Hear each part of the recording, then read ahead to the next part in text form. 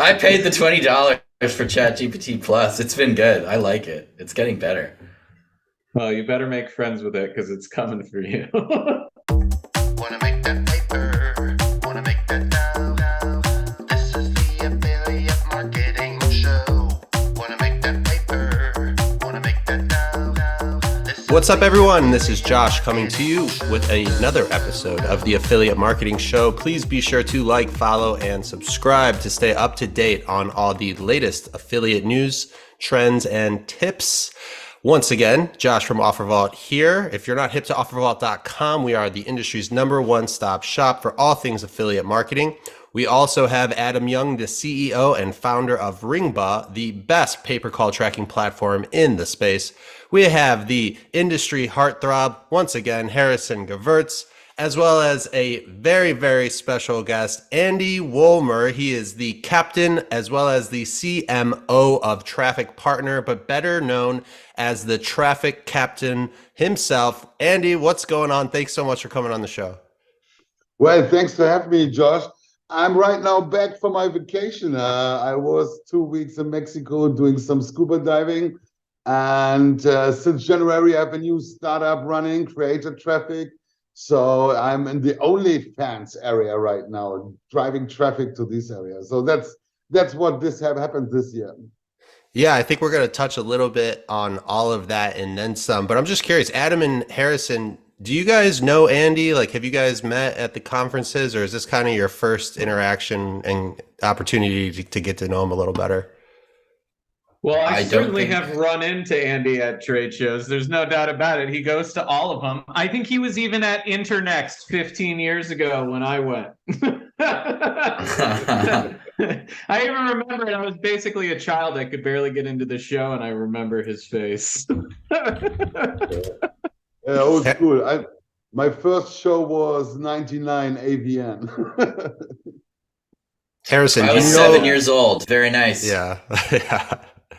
Yeah, Andy, I saw on your website, yeah, you've been around for quite a while here. I am curious. I know you may have told me this before last time I had you on the show way back when, but can you remind me how you got the nickname the Traffic Captain? I feel like you're kind of a presence within this industry and everybody knows you better as the Traffic Captain, more so than Andy. So how did that nickname come about? Well, I had always boats. I'm born on the Baltic Sea in Germany. I was with my father with 3 years already on a boat. I have the captain's license.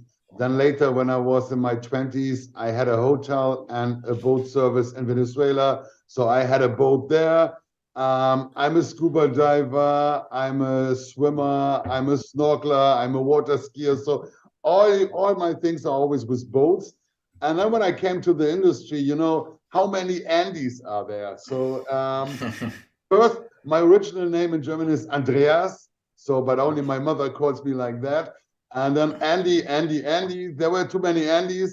And then also, when you see my Instagram, my Facebook, I'm always on boats. I do my parties on boats. I live on a boat. So, yeah, then it became up the captain. And as I work with TrafficPartner and then with SGM, we were one of the first mobile traffic companies. So yeah, traffic captain. Nowadays, most of the people say only captain. They don't even mention traffic. So captain. So tell me, man, I've been out of this space a long time, and I never really got into like the adult vertical. But for a long time, I ran a lot of dating ads. We go back. Meetup, Singles Net, Mate One, Amateur Match. And I know the industry's matured a lot since those days. So like maybe you could bring us up to speed and just kind of tell us where I don't even know what to call it, like the consolidation maybe, because there's been so much it's all changed. We used to know so much about it. Yeah, where's the industry at right now, man? Dating is, you know, there's every year new singles come into the market. So dating is never dying out.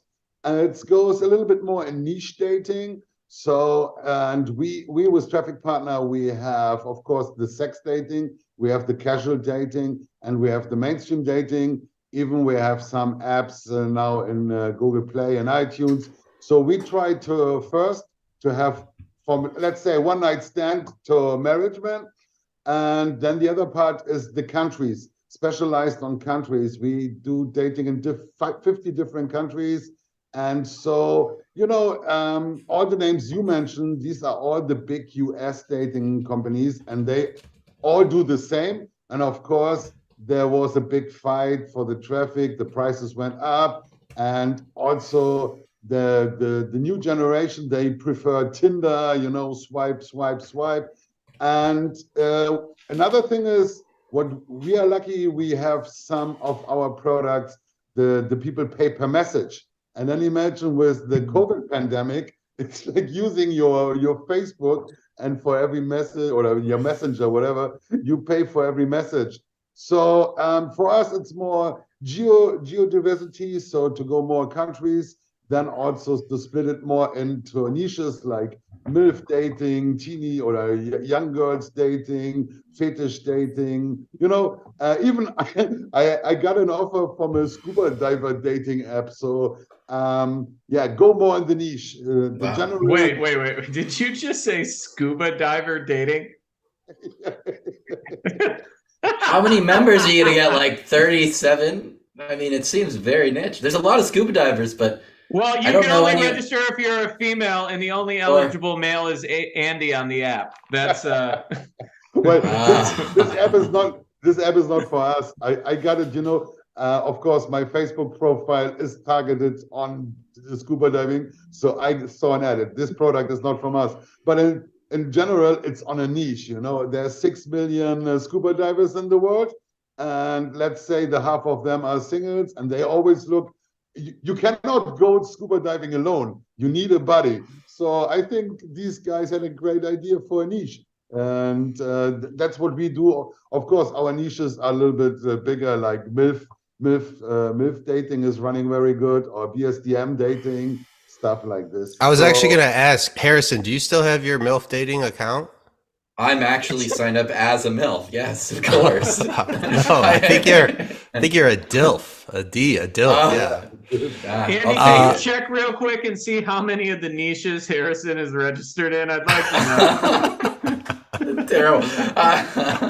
Well, That's a good one. I really like that. After you just described it with the scuba dating, I just realized, like, I'm married. I just celebrated my 12th year anniversary. And so I haven't really been hitting the dating apps ever. And so I was just curious on the scuba thing. Now that you mention it, that sounds really cool to find someone that is also interested in such a sort of like awesome activity that not a ton of people do. Are they charging a significant premium because it's so niche? Oh, the prices are almost the same. You find dating sites for $19.99 or $29, and the point is, from this model, because I'm more interested that I make the most money for my affiliates. So beside the subscription-based dating, we discovered that the messaging basis prices for dating is way better. It's like, okay, you sign up for free, you can do everything for free, but when you want to send a message, you buy some coins, and then with the coins, you can send messages. And then it makes more money for us and for our affiliates. Because of course, we are all from the affiliate marketing. I look more for my profit for me and my affiliates than that the customers have a cheap or nice offer. It's about the money. We are here for the money. Well, speaking of which, walk us through the economics of that. How much do these coin packages cost? How much does it eventually cost for me to send a message? How does the site work? And how do you pay your affiliates on these types of things? Are you doing CPL? Are you doing rev share, a CPA on a paid sign up, or how's it work? Yeah, well, the basic is, of course, a lot of media buyers, they need the CPL deal. So it's on me to convert these people into paid customers and then squeeze the maximum money out of them. People with good traffic and people which are from the SEO area, they prefer rev share. And I was, it's also a little bit different. You're from the US scene, I'm from Europe. When I was a webmaster in the beginning of 2000, I always wanted rev share, because if my traffic is good and I want to make the money on the long term, and even if my website goes down in the Google SERPs and my traffic goes down, I still have income to account with. But I can understand media buyers, they need the cash flow, so they need the CPL thing. Back to the prices, if you see the packages, like when you buy smaller packages of coins, then they are more expensive. So we offer them big packages of coins, which makes every coin cheaper. So the price for a message can be between 15 and 30 cents. So, Yeah, Andy, it's actually less than I thought. I was expecting to hear $2.99 or something. No, It's probably, if you buy like one message, it's probably like 3 for $10 or something. Then if you buy like 1,000 tokens, it's like Exactly. 100 or something, Yeah. $50 or something. We like the same in the casino industry or in other industries. We look for the whales. You know, people, they buy big packages of coins, and then they don't look for the coins. If they find a girl that is sending messages for and back, even I see people, they always say, okay, sending a message, okay, and paying 30 cents for it. So we are all some kind of whale hunters. yeah, Andy, you talk Yeah. about all of your offers being, in a lot of different geos. And I know you yourself are typically in a lot of different geos. Our last guest was Anna Gita from MaxWeb, and she travels a lot. And then I saw you were coming up this week, and I was like, he travels a lot, almost as much or more. So I just want to give our listeners and viewers an idea of how much you do travel. So just last year alone, and I got this from the video you shared with me, it was your vlog, like pictures from 2022. I'll throw it in the description of this video on YouTube if you guys want to check it out. But just in 2022 alone, Andy hit the following shows: XBiz, Los Angeles; Internext, Las Vegas; the European Summit, Portugal; Affiliate World, Dubai; ClickBid, Tulum; XBiz, Miami; Affiliate Summit East, New York; Affiliate World, Spain; TrafficPartner Summit, not sure where that is, but you can fill us in; the European Summit, Prague; Gaelic Ireland Conference in Ireland; the Webmaster Access in Cyprus; ClickBid Ibiza; BCAMS Romania; Affiliate World, Thailand. And on top of that, I'm assuming you extended some of these trips into vacations, which included a road trip in the Western US, Mexico, a second road trip across Florida, Egypt, as well as in Thailand and other parts of Asia. And the common thread that I saw in these pictures was the scuba diving. So I want to know a couple questions here, and we'll definitely finish with the scuba diving because I'm just curious, right? But why so many conferences? We asked other guests on our show this. Are you getting equivalent value at the amount of shows that you're hitting? Is it more getting your brand name out there? You don't really care about what you're getting from it? Is it a combination of both? What's the theory behind all the travel that you do? Well, one point is that TrafficPartner have a lot of different business units. So first thing, instead of most people, they're an adult business or mainstream business, we are in both. So that is first the reason I go to adult shows and mainstream shows. A lot of people go only one way or the other way. Then the next point is I'm the CMO, I'm the brand ambassador. So if I go on a show, I make a lot of introduction to our new affiliate managers. So if I have my affiliate managers or my CSO with me, it's me connecting people. I'm a connector. That's my skill, connecting people. And of course, making business strategies out of it. So then the other part is I love to travel. I was a backpacker. With 18, I traveled all Europe as a backpacker. Then in my 20s, I stayed like 5 years backpacking, traveling through all South America. And it's also my passion. The other side, when you say with the business, imagine on one show, I get only 2 or 3 clients, but big ones. So every show where I get 1 or 2 big affiliates or big models or OnlyFans agencies or whatever deal I close there, then it's good for me for the new business. On the other side, I have a lot of VIP clients or partners, and I party with them. I take them to dinner. And so if you see in Dubai, we had a 50-meter yacht to make a party there. Then in Prague, I have my underground techno party in a club. So it's more about, on one hand, I want to make my VIP happy to see me, and I want to find some new. And If you had to pick out of those shows, which one would you say is like your Super Bowl, like the most important to your business? Obviously, there's different kind of reasons for each of these, but if you just had to pick one, what would you say for your business is the key? the show I always go, and I always have my special captain's VIP party as Prague, the TS, the European Summit. It's about 1,500 people. It's in the center of Prague. I like the city of Prague. And of course, 80% of the people are from the adult industry. So I have all the dating campsites, pay sites, and a lot of affiliates are coming because Prague is an economic and fantastic nightlife. So a lot of people like it. And we have people from US, from Europe, from Eastern Europe. And before the war, we had a lot of Russians also. So Prague. You know, what's interesting, Josh, I was going to yell at you for changing the topic away from this cool dating stuff. But what I noticed here is that... Bro, come on. We're going to get back into it. It's okay. Yeah. So what I noticed here is every single person we have on this show that we talk about trade shows that are C-level, that go themselves, go to a ton of them.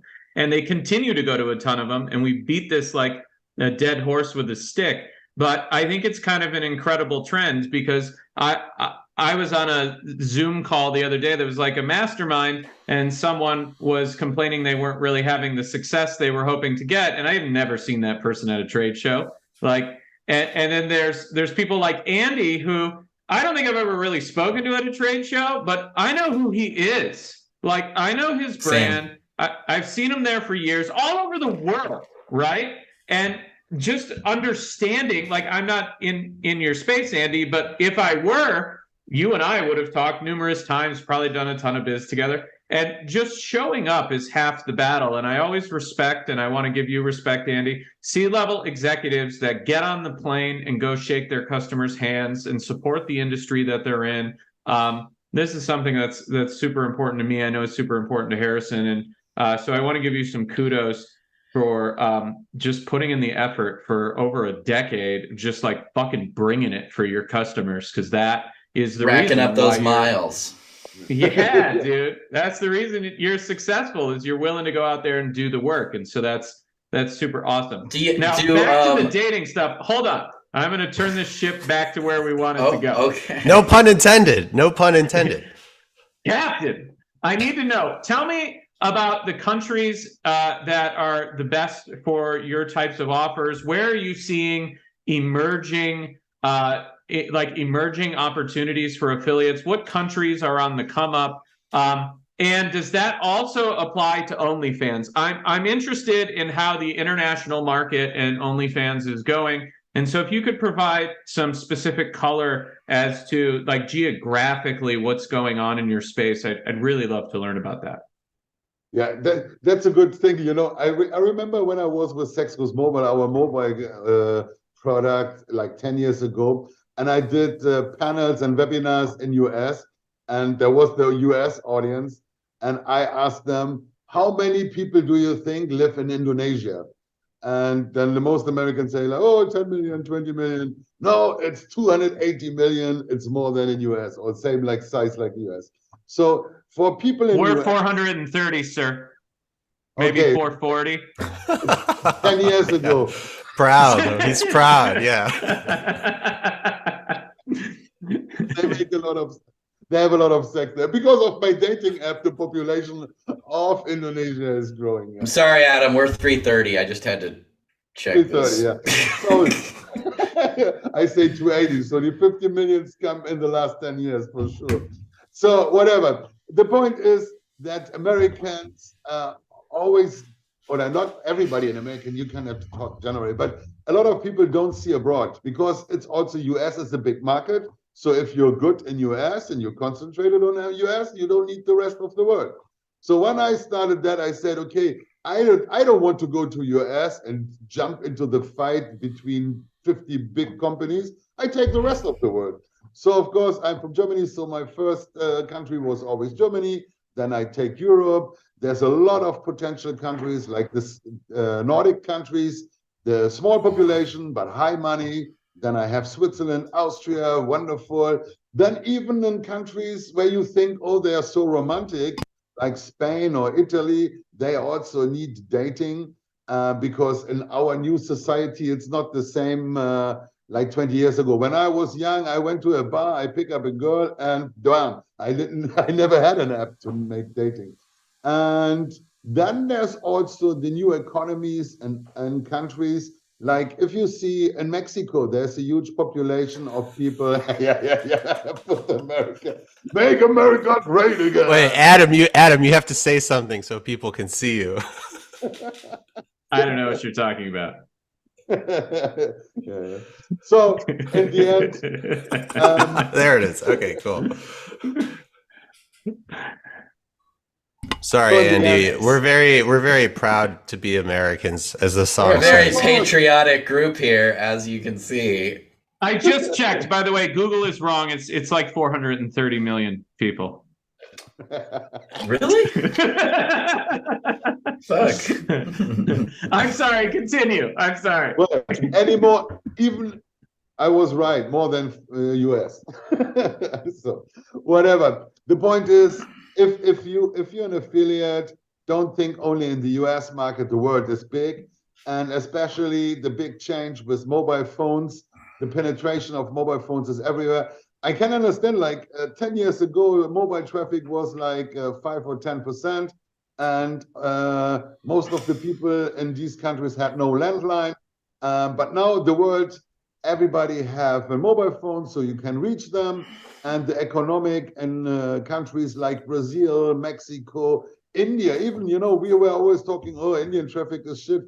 We have one of our sites in the group, fuckbook.com. They are working wonderful in India. So yeah. Nice brand. I like it. Life is the world is a huge market, and don't think only in US.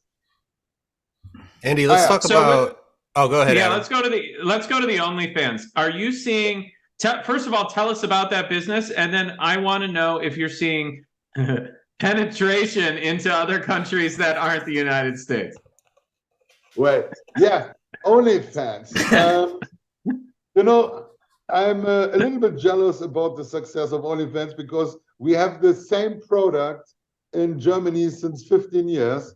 And we are very successful in Germany, but only in Germany. We never could bring it abroad, not even in Europe. It's a very like girl next door, amateur style. It's amateur community. But the function with buying content and following, and even we have a webcam inside. So OnlyFans, in the end, is Netflix for adults. You know, you follow one girl, you pay a monthly subscription, and then some things you can buy on top. And when I saw the big success some years ago, the first idea is, okay, we can do it also, but why should I make another, let's say, copy or clone of OnlyFans? And a lot of other people try it also. So I was thinking, in what I'm good? I'm good in traffic. So we started creatortraffic.com. And the first thing, we bought 2 OnlyFans search engines, Scuba.com and fansmatrix.com, because on OnlyFans, you cannot search for models. So if you go to the main landing page and you want to look like for some models, there's no search button. So for the normal user, when he wants to find a girl on OnlyFans, he needs the nickname or the username. So I moved more on the side that I have traffic for models, model agencies to get more fans and subscribers. That's the basic idea. So now you see OnlyFans made about $7-8 billion last year. So it's a big cake, and I want a piece of it. And so how do you charge for that traffic? Is it CPM, CPC, CP? What is it? Yeah, it's I made it a little bit like Google Ads as a CPC RTB system. So the amount of traffic you get from me depends on your CTR, your click-through rate, and the CPC. And wow. then your ads will be shown on our search engines, and the traffic on our the traffic on our search engines comes from Google because we do good SEO. So we got the traffic on our search sites and the ads you buy on creatortraffic.com, and there you make an account and then you make a bidding. If you put up the price and your CTR is good, you get more traffic. If you put less money and your CTR shit, you get less traffic. Easy. Why do simple. you think there is no search on OnlyFans? And I'm curious because I'm not really a patron of OnlyFans. I only subscribe to Ron Hart, who's one of my customers. That's it. And so I'm just curious, like, how does the search, why is there no search? Yeah, speculation. I would guess, and especially in the beginning, you have these big stars like Cardi B or whatever. So when they drive a lot of traffic to the OnlyFans site, and then the customers could search for other models, the big influencers working with OnlyFans would say, hey, we drive all the traffic to the site, and then it splits over of all these girls in the search engine. So I think it's some kind of protecting the big influencers they have.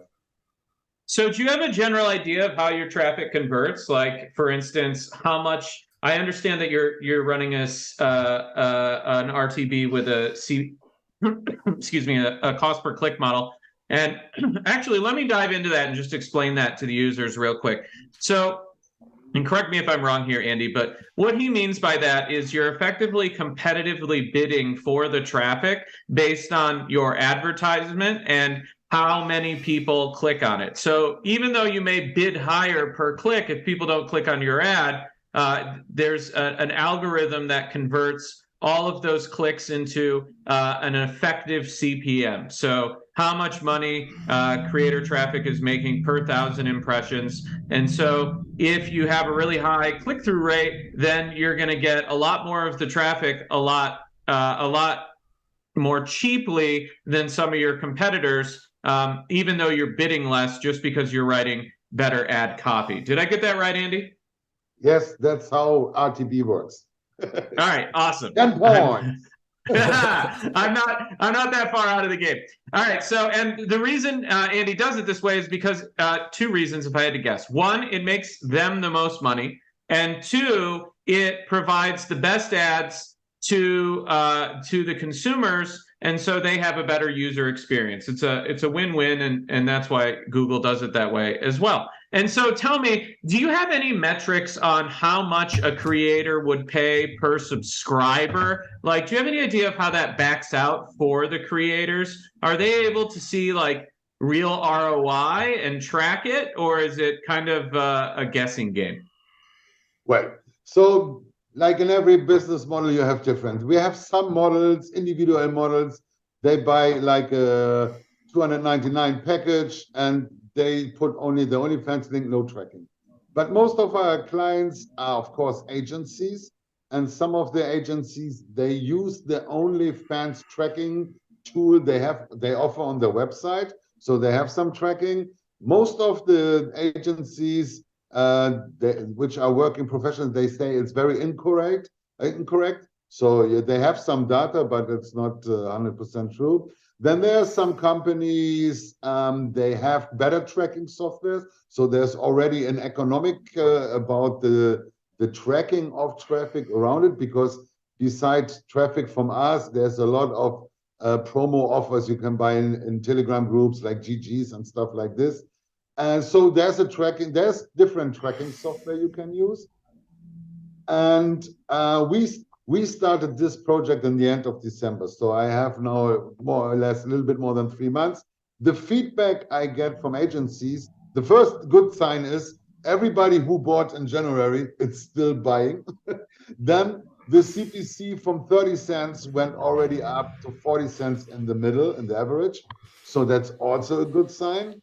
And then I have some feedback from people. They say for the free accounts, if they have a free account to attract first the users and to convert them with chatters, the conversion rate is 3 to 1, 4 to 1.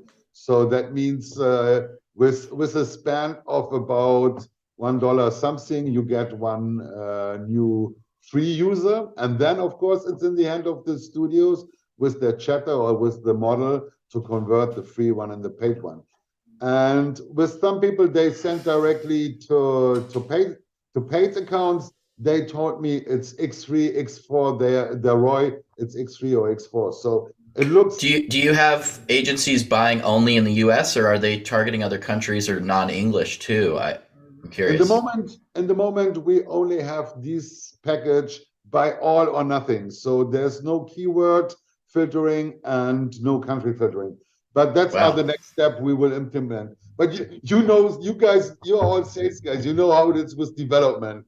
It's all on the wish list, on the backlog, but it needs time to get that developed. Also, in the first months, you know, it's difficult to change the system if everybody's already happy. So yeah, because then I guess the CPC for US will bump up to $3, and the CPC for some other countries I cannot even sell. You know, it's a kind of calculation, but we are working first. Before we do the countries, we are working more on keywords so that we have a white and black list for keywords. Like if you have a blonde girl, don't show him to Asian. If somebody looks for Asian, don't show a white girl or the hair color or some other things. Sure.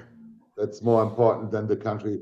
Because anyways, if I see our Google statistics, it's about 40% of the traffic is coming from US and another 35% from tier 1. And then, yeah, the list goes. I thought you were going to say the other 40% was coming from Malaysia because it's as big as America, but it's Indonesia. Okay. Indonesia, sorry. So I have a question for you, Andy. So I have a friend and he's recently single. And what I was thinking is we could open up an OnlyFans for him and then drive traffic from creator traffic to his OnlyFans. And see if we can solve this situation. Why are you laughing, Harrison? Oh, I don't know. So if we were to build out Harrison's OnlyFans, Andy, how would you do it? How would we drive traffic to it? Or is it just going to be impossible for us to get subscribers for a dude? It's the same like in the cam industry. If you have a dude, you need to target the gay community. So Perfect. I had a feeling that's what was coming. Okay. Yeah, the point is, it's if I see it from the cam industry, and I guess it's the same with OnlyFans. I don't have proven data of it, but women don't like to spend money on these kind of products.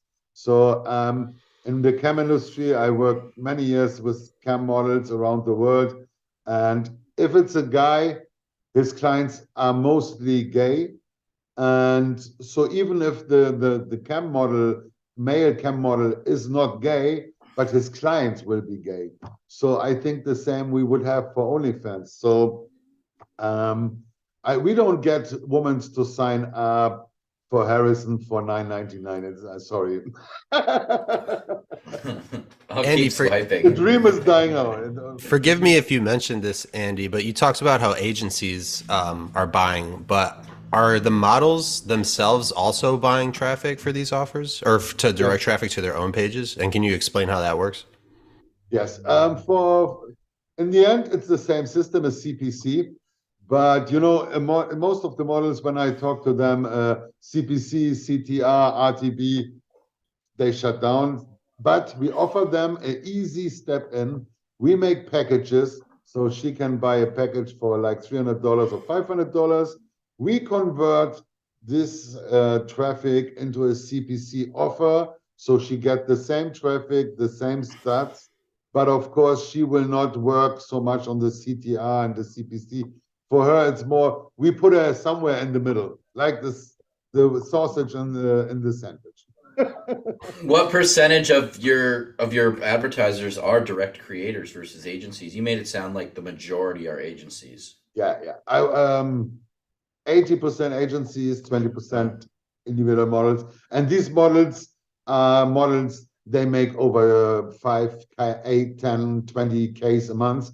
So for them, it's normal that they need to do some in the promotion And the most successful models I talk personal to are from LA, Miami, and New York. That looks like a little bit the hotspot in US.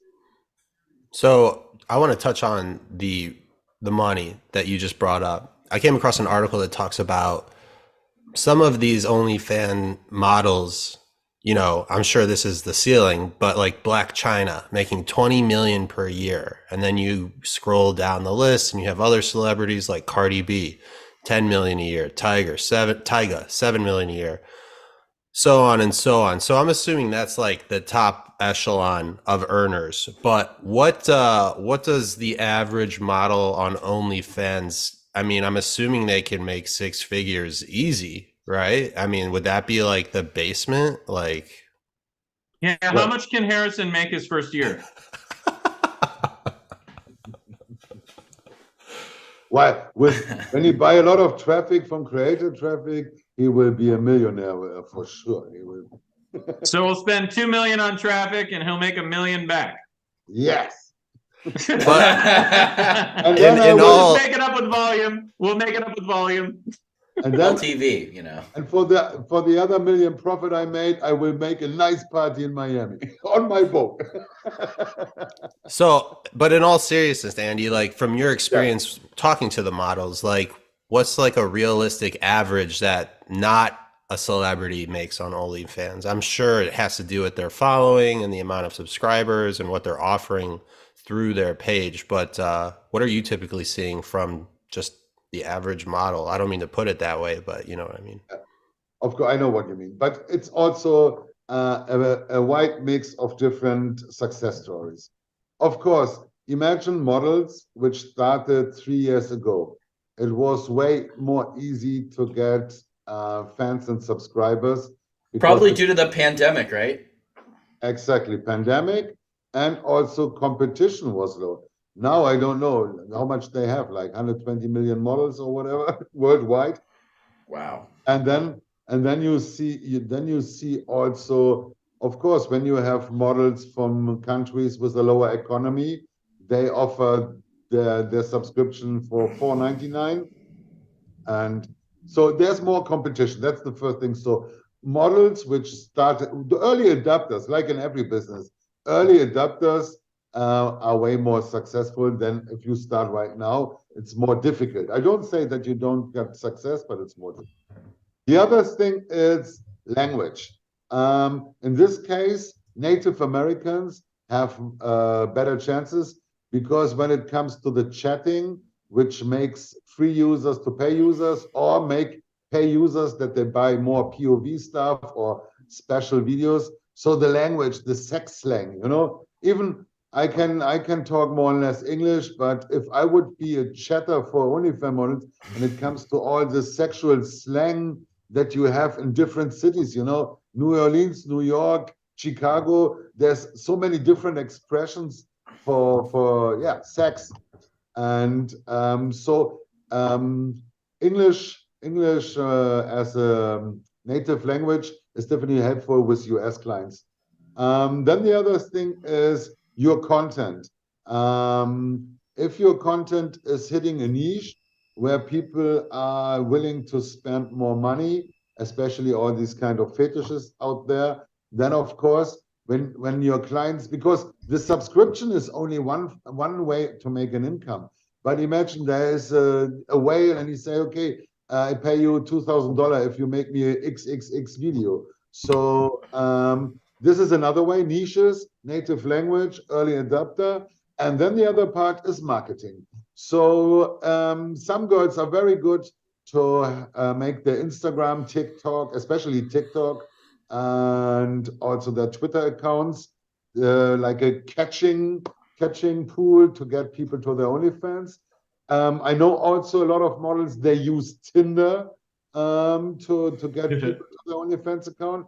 So there's different way of marketing. And of course, you can buy traffic from us or from other sites, or you can buy promotion on Telegram groups. So marketing is definitely a point. I would say a successful model is a model that makes more than $5,000 a month, because then you can see it like a proper job, and you can live from it. Let's say like this, or you make more than working at McDonald's. And I have then two you have to rank. questions. I have two questions for you, Andy. One, do you see any, like, do you have any creator traffic customers that are not adult models? And the customers you do have,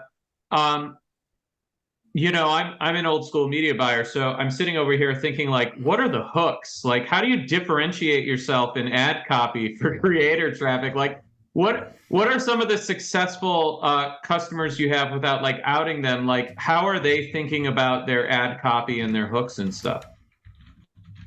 Well, mostly in the adult, you're too much mainstream, so you think about the hook. You know, if you have the right picture of a girl that attracts a certain audience, that's enough. Then don't need to be a hook like, you know, like if you have any kind in e-commerce or other products, you need to hook them. The picture alone. Oh, so these aren't text ads; they're display. Yeah, picture ads. They're pictures. Okay. Yeah, okay. it's like I'm looking through one of their sites for research. This is how little I browse your traffic, Andy. I'm thinking over here, like, how do I write ad copy for this creator OnlyFans stuff? And you're like, dude, it's like a picture. of a I'm on Search Creator right now. It's like this is an ad I can see because it's an ad URL, and it's like there's a profile picture, and then it's like some text. Fans The Matrix. hottest neuroscientist on OF. Nice. Fansmatrix.com is our biggest search engine, and we have about 1.5 million visitors a day there. So Cool. There's quite a lot of traffic on it already. And of course, we are working on the SEO. We are working on new search engines. We are buying other sites. We are cooperating with other sites. So my goal is I want to be the Google Ads for models in general. By the way, on creator traffic, we don't only work with OnlyFans models. We have also some Fan Central, loyal fans, and then we have Is My Girl, and yeah, many others coming in, and they buy traffic from us because in general this is a hot topic. The business changed a little bit. Like when I started, it was models in front of the camera for adult movies. Then we had the big cam industry coming up, and now it goes into the creator fan sites area. So there's a big move. Andy, I came across an article when I was looking up some stuff for OnlyFans. It talked about a U.S. New York judge losing his job. It was actually a guy on OnlyFans for having Can't out one of his top advertisers, bro. Come on. For having one of his accounts like found. So my question to you is, like, should someone lose their employment for being, and obviously this is an opinion, but for being like active on OnlyFans as another source of income? Or like, do you draw a line somewhere? Like if you're a judge, then yeah, you shouldn't be on OnlyFans. Like, is it situational based? I'm just curious what your thoughts are. What was he doing on OnlyFans? Was he like, get legal advice for $59.99 a month? Well, here was his OnlyFans. I'd subscribe to that. Here's his OnlyFans account description: white collar professional by day, very unprofessional by night. Always amateur, always raw, always slutty. So this is a judge. Yeah, this was a judge. Okay. Yeah, Gregory Locke, Yeah. 33, New York City administrative law judge, which basically the city let him go for unprofessional behavior, saying they must have faith in its courts. Josh, you know, there are when you sign an employment agreement with somebody, and even the U.S. government for that, there are terms and conditions built in there. And I think for a role like a judge, where you need to be impartial and carry yourself with a high level of respect, because you're basically refereeing disputes between average folks, you probably should not, use your face. I don't know. Yeah, like maybe not use your face, or I don't know. His headline was pretty good. He writes pretty good ad copy. I know. I was thinking, does he need a gig for like? I mean, ads? I think he was ready to stop being a judge. It says he posted on his Twitter which I'm assuming was attached to his OnlyFans account, saying, "I'm a judge." So I don't think he was really trying to hide it per se. By the way, Andy, this article, and if this is bad for business, you could just say pass, but it also mentions a website called Just For Fans. And I'm curious, are you familiar with that? What's the difference? And again, if you'd rather not say, like, that's cool too. Well, there's many fan sites. They want to have a piece of OnlyFans business, and some, for example, I was in Vegas, and the guys from Loyal Fans, they showed me the website, and it looks fantastic. It's have way more function than OnlyFans. I think sometimes OnlyFans make so much money, and they're a little bit lazy in the development of new features. So, like always, there's the market leader, and other people think, okay, the idea is good, but I can do it better. Well, hold on a second there. I mean, come on, you know You better always- than that, Andy. Always when I say something, you cut my word. No. When I would see you never on the do next something show,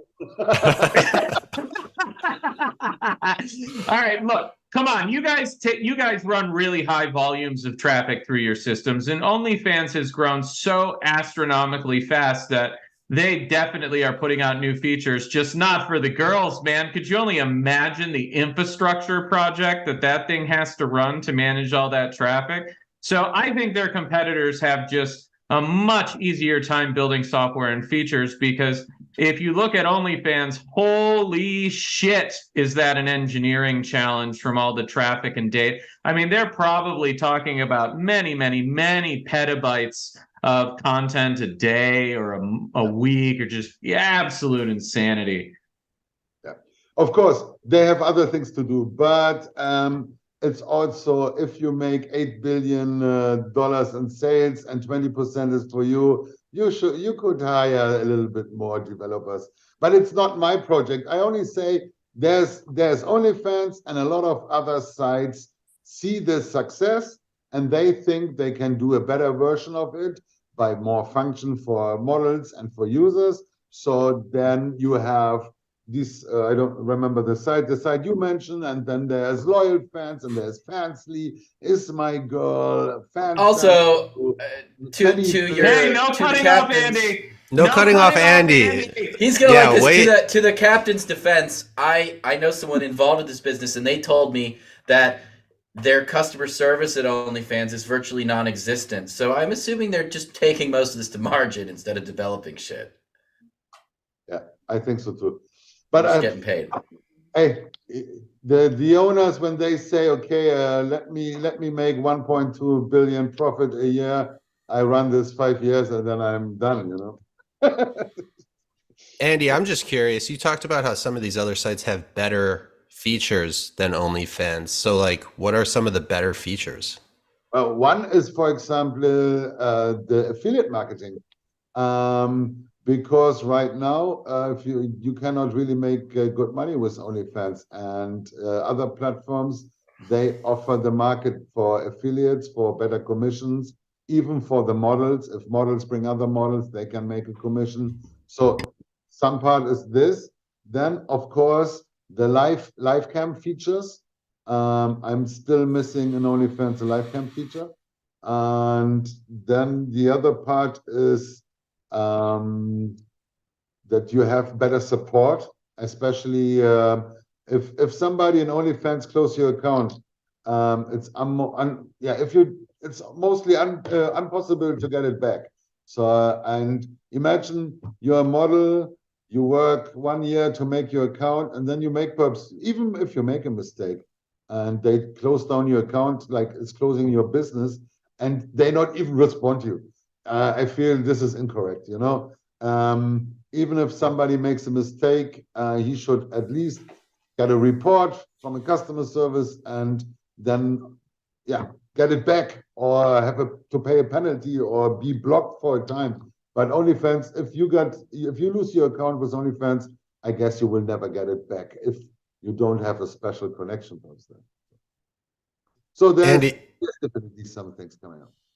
I was going to say, I have one more item on our agenda I wanted to get your take on before we let you go. I don't know if Adam and Harrison have anything else after that, but What's your thoughts on adult sites implementing a system to verify their users are 18 years of age and older? Because I know it's being talked about in the States, and in Canada, it's actually like almost in motion. It sounds like Ottawa is expected to take steps in its forthcoming online safety bill to ensure sites showing sexually explicit material have valid age verification. And I believe it has something to do with like showing a legal ID or face recognition. There's a few different ways they can do it. And then in my head, I'm thinking, well, like, how hard is it for someone to just get a bogus ID? So, A, what are your thoughts on the whole age verification to help kind of control who has access to explicit content? And B, now I'm losing my train of thought. Let's start with A. Go for it. Well, in Germany, we have a very high protection on pornography for child. So I remember it was 2003. I had my first DVD online shop, adult DVD online shop, and it was not possible for me to send DVDs with the German postal to a private house, because they told me, yeah, perhaps the child opened the package and can watch the DVD. So I moved my company then to Holland, to Netherlands, and I could send from the Netherlands to Germany. So it's a little bit the sign of the internet, you know. If some countries make a law, like UK was planning it, and in Germany you have it, never, if you do adult, never buy a .de domain. It will only cause you trouble. So never buy a .de domain if you're in the adult industry. But like, you know, we have a VPN, you can fake any idea online, and there's different countries you can work with than to host the content. So I don't think that it's really possible.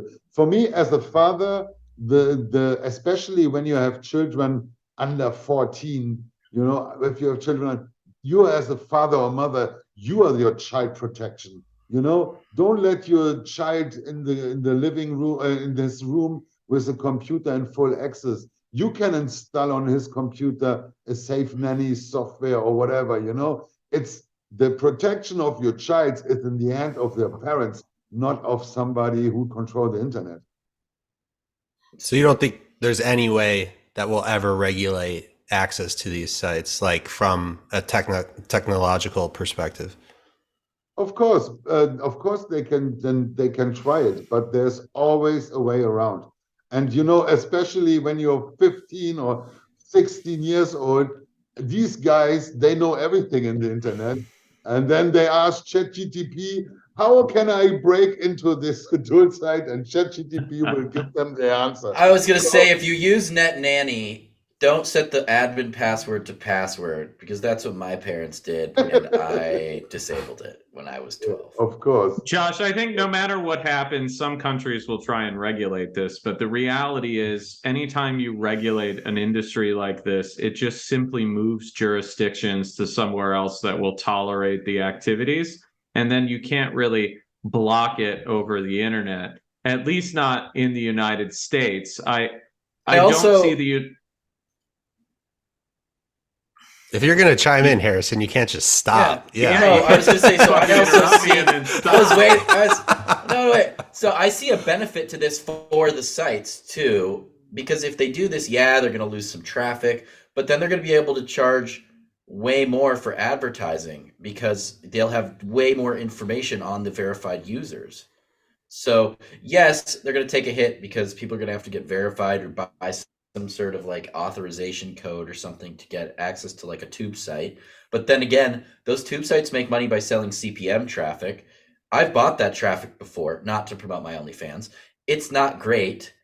And you know, when I ran it, but if I was running traffic that's much more targeted and I know the people I'm targeting are like authorized, certified, whatever, it's probably going to be way more expensive from a CPM perspective. So there is that benefit. Although but I know if you're that selling the something of the adult, world are Harrison, fighting. That verification is not going to transfer from one company to another. So yeah, you're targeting the right audience, but when I click the advertisement and I go to your page, I'm going to have to re-go through some type of verification process. And so the conversion rate is going to be absolutely terrible. So while I do see these companies like, sure, maybe wanting to comply, what would really happen is they're just going to simply jump jurisdictions and move their stuff outside of the jurisdiction that's attempting to regulate it. And then countries like America, I believe in my heart, hopefully, will never put up some type of iron curtain around our internet, or the government will not try to take away our free and open internet. And so I just don't see a way to, Agreed. truly regulate it. I think their hearts are in the right place, but operationally implementing something like this is just damn near impossible. So it's just a waste of everybody's time. Andy, go ahead. Sorry, I didn't mean to cut you off. Okay, go ahead. The point is, all these underage users on our sites, on other sites, nobody needs them because they don't spend any dollar on it. They are curious, and that's also the biggest problem. I think it's the tube sites, because somebody with 15 or 16, when he comes to our dating sites, what you want to see? There's nothing to see. Even if he sign up with a free email, he don't see nothing. And then you want to start to chat and you need to pay, you will quit. So it's more about the tube sites. And of course, on the tube sites, you get very fast, very hard sex. It's also, we are in Germany a little bit more liberal, with 16, everybody with 16 can drink beer and wine legally. And with 18, you can drink tequila and whiskey legally. And with sex, in our you can see nipples everywhere, and you can go to the TV and can say fuck it. So Germany and Europe is way more liberal than US. But of course, when you see the tube sites with these kind of content, I don't want that my 15 or 16-year-old or younger children would see that.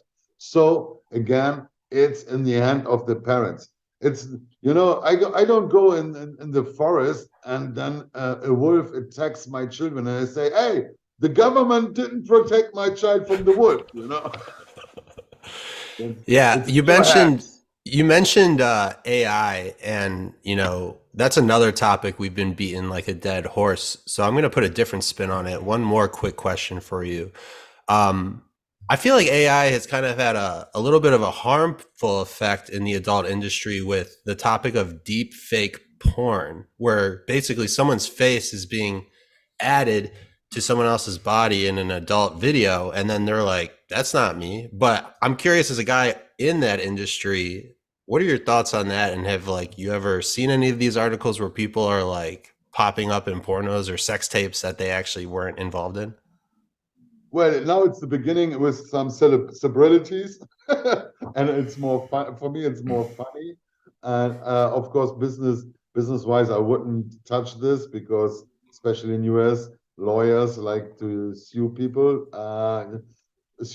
But yes, of course, in the future, you see this already, especially in Asian countries like South Korea, Japan. They only watch these kind of AI porns, and they have music in South Korea now. These K-pop groups, they're all AI. There will be a market for these, and the better the technology goes, the less actors. Perhaps in 10 years, you don't need any more any actors for adult movies. You have all IE because the technology is there, and as long as the KI is the movie, it's so cool that you don't see the difference. Right now, you still see the difference, and it's also about the voices and the body liquids and stuff like this. So it's still a little bit different, but the future goes in that direction for sure. And we have already what I like. We have an investment in a company called VR Bangers, and they're in LA. And if you see their movies with the virtual reality, man, this is the next level. I always, the moment I feel that's not true is when I want to put my hands on the girl, because then I feel, oh, I don't have hands. But You just need haptic gloves, bro. yeah, but it don't feel it's the same. It don't. It's still Not yet. not yet. Not yet. Yeah, it's coming. Everything is coming. I'm sure there's so many Hollywood movies where we are only lying at home having the glasses on, and I'm an avatar. I will live the life of my avatar, not mine anymore. Perhaps it comes like that. Who knows? Andy, the question is not whether we are in a simulation or not. It's how many simulations deep are we? Andy, I knew you were going to be a great guest. You always are. Before we let you go here, I just have one request. Can you flip the switch, turn on the traffic captain? We're at the club. You got the mic in your hand, and take us out as the traffic captain here. Oh, we didn't talk about my scuba diving. I'm disappointed. Well, I think we hit it. Well, I was ready to. Adam's like, this is a marketing show. Get that shit out of here. So, I'm just trying to keep everybody I only happy want here. to mention I'm a master diver. I dive the whole seas and the seven. I travel the world and the 7 seas. I'm tonight here with Josh, Harrison, and Adam. We are the best. We know the best. We fly over. I'm the captain with the microphone. I'm from Germany. I'm a VIP. Hey, you know me. So see you next on OfferVault. That's what we do now. Yeah, check it out. Thank you. For Josh from OfferVault.com, Adam Young, the CEO and founder of Ringba, Harrison Gevirtz, your industry heartthrob, and Andy Wullmer, the CMO and the traffic captain of TrafficPartner. Let's make that money. Let's make that dough. This was the Affiliate Marketing Show. We'll see you next week, everybody. Marketing